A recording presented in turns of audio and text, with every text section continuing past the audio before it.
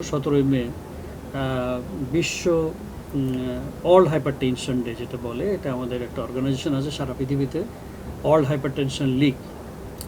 এটার মাধ্যমে সারা পৃথিবীতে কিন্তু উচ্চ রক্তচাপ, যেটাকে আমরা ইংলিশে হাইপারটেনশন বলি, হাইপারটেনশন সম্পর্কে জনগণকে সচেতনতা করার জন্য সারা পৃথিবীতে এই দিবসটি পালিত হয়। যে বিশেষ করে এই ডে পালন করার দরকারটা কী, তো গুরুত্বটা এটা আর কি, যে আমাদের সারা পৃথিবীতেই হার্ট অ্যাটাক কিন্তু বাড়ছে। বাংলাদেশে আপনি যদি পরিসংখ্যান নেন, গত 20 বছর আগের হার্ট অ্যাটাক সংখ্যা এবং এখনকার সংখ্যা অনেক বেশি। এবং আরেকটা অ্যালার্মিং বিষয় হলো যে আগে হার্ট অ্যাটাকের একটা বয়স ছিল, ইউজুয়ালি 40 বছরের পরে হতো। এখন নানাবিধ কারণে এটা কিন্তু আমরা এখন 30-এর দশক, মানে একটা 28, 30, 35, যেটা খুবই অ্যালার্মিং, সে বয়সে কিন্তু আমরা হার্ট অ্যাটাক পেয়ে থাকি। এবং সেই রোগীগুলি আমাদের কাছে এখন অনেক আসতেছে, বিশেষ করে প্রবাসীরা তো অনেক বেশি। তবে আমরা যখনই হার্ট অ্যাটাক নিয়ে প্রশ্ন উঠবে আমাদের, যে হার্ট অ্যাটাক কীভাবে আমরা প্রতিরোধ করব, তখন কিন্তু আমাদের চলে আসবে যে হার্ট অ্যাটাক কেন হয়। তো হার্ট অ্যাটাকের পিছনে যে উপাদানগুলি, তার মধ্যে অন্যতম একটা হলো উচ্চ রক্তচাপ, ধূমপান, ডায়াবেটিস অ্যান্ড কোলেস্ট্রল, অন্য তিনটা।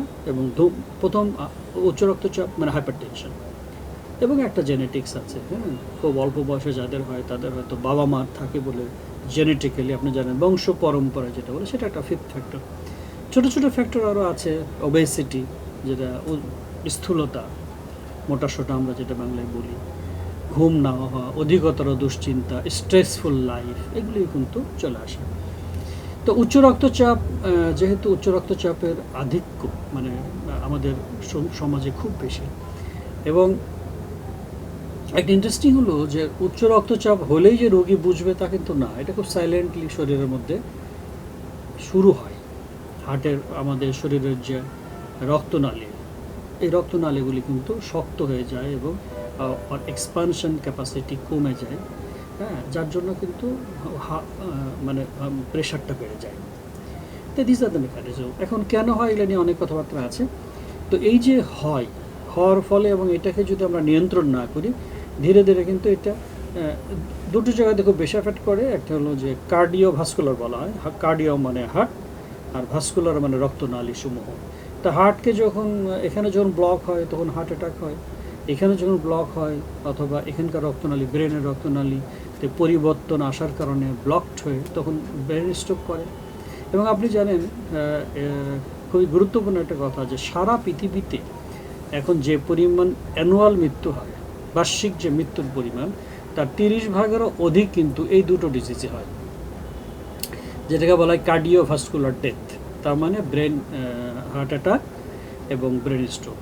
এখন হার্ট অ্যাটাক এবং ব্রেন স্ট্রোক এই দুটোর সঙ্গেই কিন্তু উচ্চ রক্তচাপ জড়িত।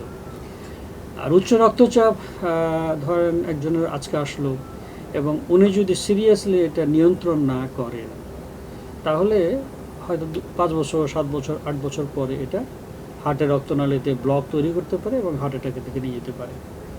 এটা একটা ইম্পর্টেন্ট জিনিস। আর একটা ইম্পর্টেন্ট জিনিস হলো যে উচ্চ রক্তচাপের 50% পেশেন্ট বুঝতে পারে না, মানে তার কোনো সিমটম থাকে না। 50% পেশেন্ট বুঝতে পারে। আমরা খুব কমনলি জানি যে ঘাড় ব্যথা করে, মাথা ঘোরায়, হেডেক হয়, হ্যাঁ, সামনের দিকে বা পিছন দিকে হেডেক হয়, এই।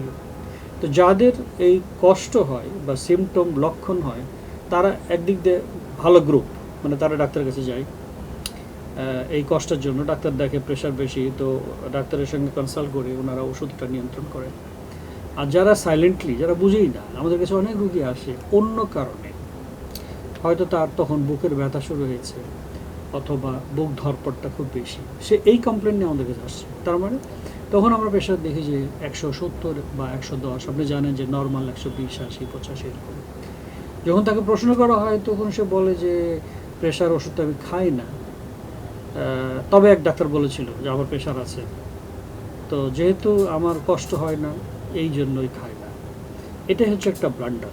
এবং এইটার জন্য এই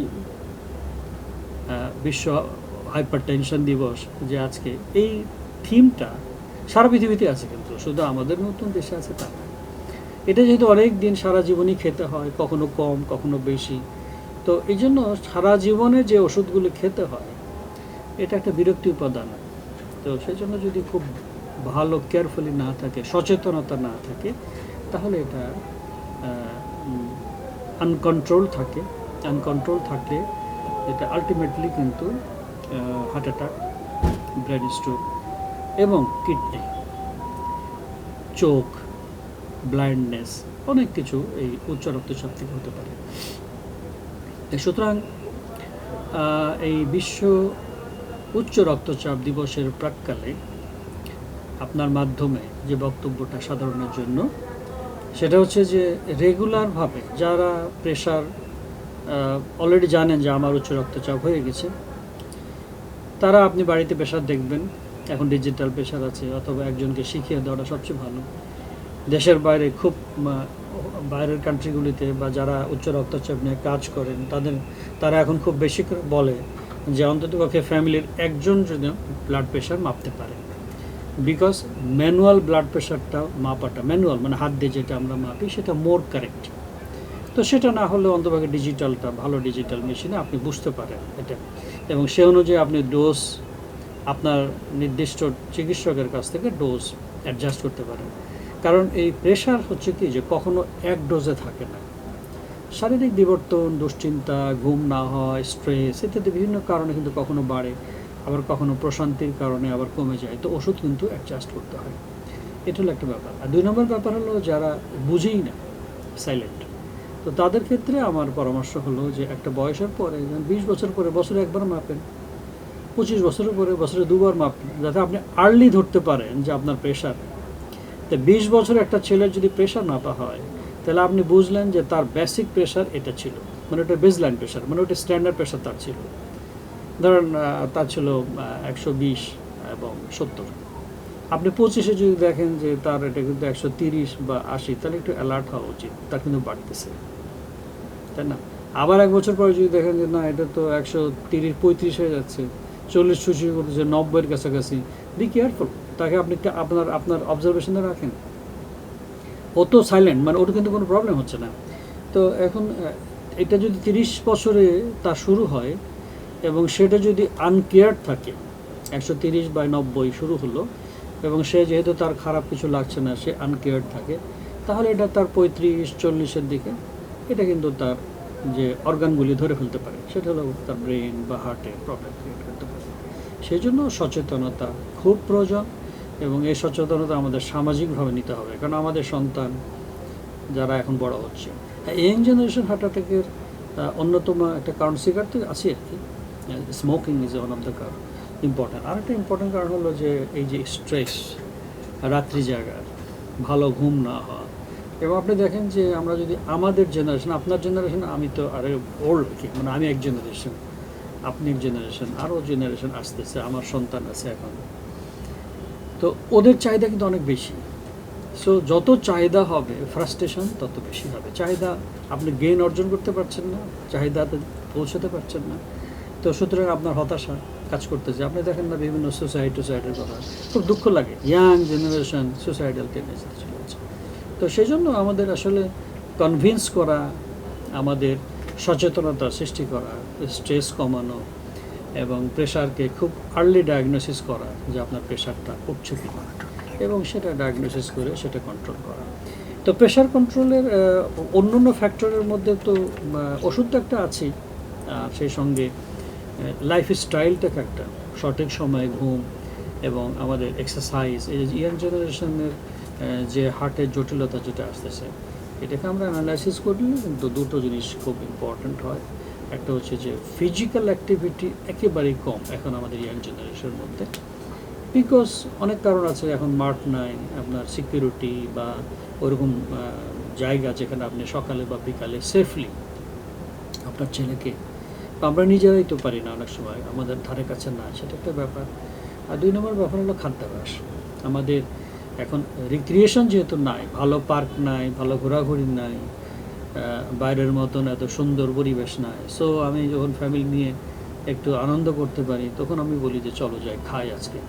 তো এই খাওয়া, এবং আপনি আমাদের এই ধানমন্ডি এলাকাতে দেখেন কত ফুড এবং মানুষ খাচ্ছে, এবং এই খাওয়ার ভিতরেই যে আমাদের যে খাদ্যাভ্যাসের ভিতরে যে চর্বির আধিক্য, এটাও কিন্তু প্রেশারকে বাড়ায় এবং আলটিমেটলি হার্ট অ্যাটাকের দিকে নিয়ে যায়।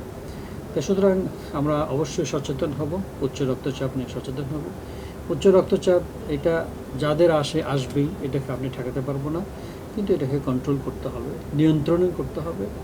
আপনার নিজের চেক আপ এবং প্রয়োজনীয় হলে চিকিৎসকের পরামর্শ, এবং এটার সঙ্গেও খাদ্যাভ্যাস জড়িত আছে, এটার সঙ্গে লাইফস্টাইলের পরিবর্তন। তো সেই ব্যাপারগুলি আমরা যেন জনগণকে বোঝাতে পারি, কারণ একবার হয়ে গেলে এবং কন্ট্রোল না হলে বা এটার যদি কমপ্লিকেশনে চলে যায়, তাহলে সেই ব্যক্তিটা তো পঙ্গু হয়েই যাচ্ছে, তার ফ্যামিলিটা, এবং এবং একজন ব্যক্তি যদি অনেক খরচ করে চিকিৎসা নেয়, সেটাও আমার রাষ্ট্রের টাকা, আমার রাষ্ট্রেরই উৎস।